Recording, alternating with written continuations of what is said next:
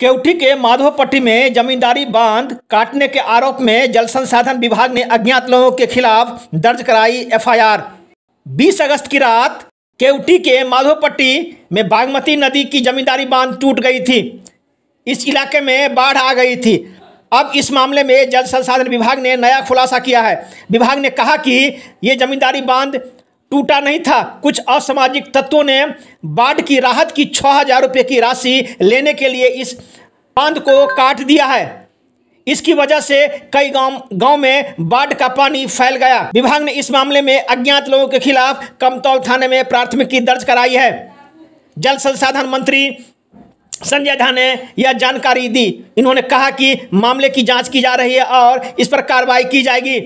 जल संसाधन मंत्री संजय झा ने कहा कि विभाग के अभियंता ने दावा किया है कि यह बांध पानी के दबाव से नहीं टूटा था, बल्कि उसे कुछ असामाजिक तत्वों ने जानबूझकर तोड़ दिया। मंत्री ने कहा कि इस संबंध में अज्ञात लोगों के खिलाफ विभाग ने प्राथमिकी दर्ज कराई है।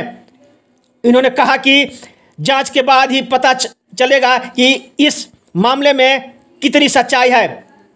इन्होंने कहा कि जांच के बाद दोषियों के खिलाफ कार्रवाई की जाएगी। बता दें कि 20 तारीख की रात केवटी प्रखंड के माधोपट्टी में बागमती की जमींदारी बांध टूट गई थी। इसकी वजह से माधोपट्टी पंचायत के कई गांव में बाढ़ का पानी फैल गया था। इस वजह से लोगों की फसलें और संपत्ति का नुकसान हुआ था। जल संसाधन विभाग के अभियंता ने अनर फानन में इस बांध की मरम्मत कराई थी। उसी के बाद विभाग ने अज्ञात लोगों के खिलाफ प्राथमिकी दर्ज कराई है। दरभंगा दर्शन से मनोज झा।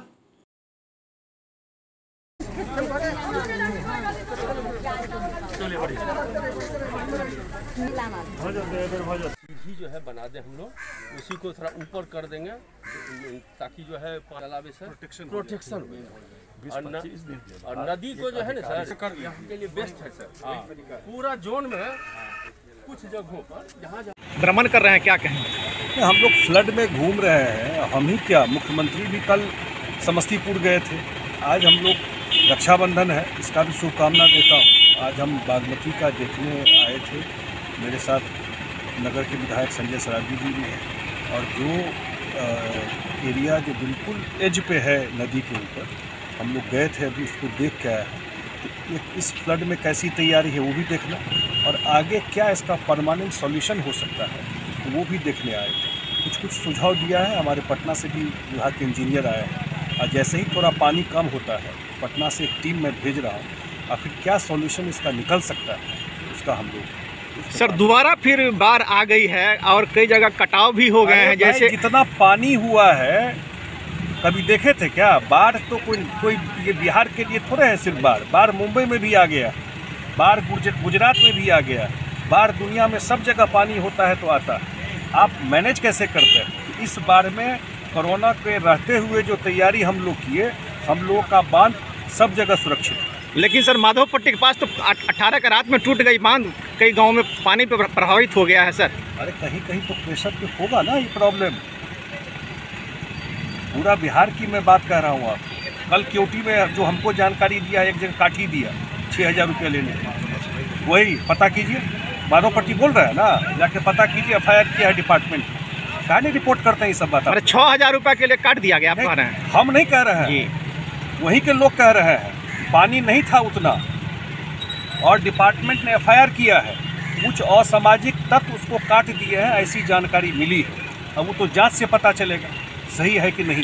सर बाढ़ की से लोगों को राहत मिले, इसके लिए विभाग क्या कुछ करेगी अगले साल? अगर फिर हर साल ऐसी स्थिति हो जाती है? हर एक साल बाढ़ आता है और दुनिया में आता है। पत्रकार है ना जी, दुनिया में बाढ़ आता है। और यहाँ जब पानी आता है, इसी सरकार में इतना मैनेजमेंट किया गया है। जाता ना 6,000 रुपया लोगों के अकाउंट में। पूछिए ना, जहाँ जो एरिया घोषित होता है बीच में नहीं रहता, सीधा अकाउंट में पैसा जाता है। सर अस्थायी निदान तो होना चाहिए। अस्थायी निदान तो नेपाल में है। थोड़ा आप लोग भी थोड़ा पूछता है क्वेश्चन ना, थोड़ा पढ़ भी लिया कीजिए। बिहार में अस्थायी निदान नहीं है। सब नदी आ रहा है नेपाल से, राज्य से लेकर और वो करके।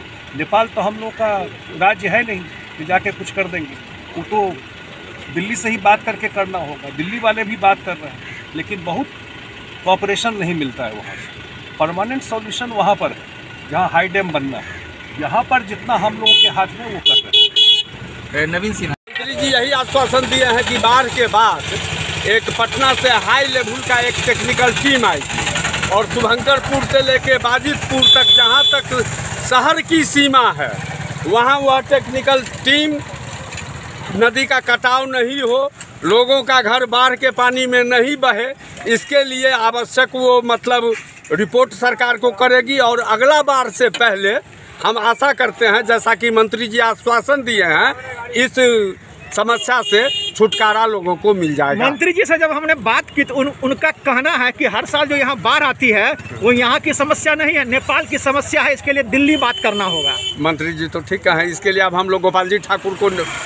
पकड़ेंगे कि भाई दिल्ली सरकार से बात करो। बिहार सरकार के जल संसाधन मंत्री का ये कहना है, तो आप दरभंगा के लोकसभा के प्रतिनिधि हैं, तो दिल्ली सरकार में आप हमारे प्रतिनिधि हैं। तो संजय जी का जो वक्तव्य आया है कि यह दिल्ली की समस्या है, तो दिल्ली की समस्या के लिए आप लड़ो, आप समस्या को उठाओ, यही हम लोग कर सकते हैं।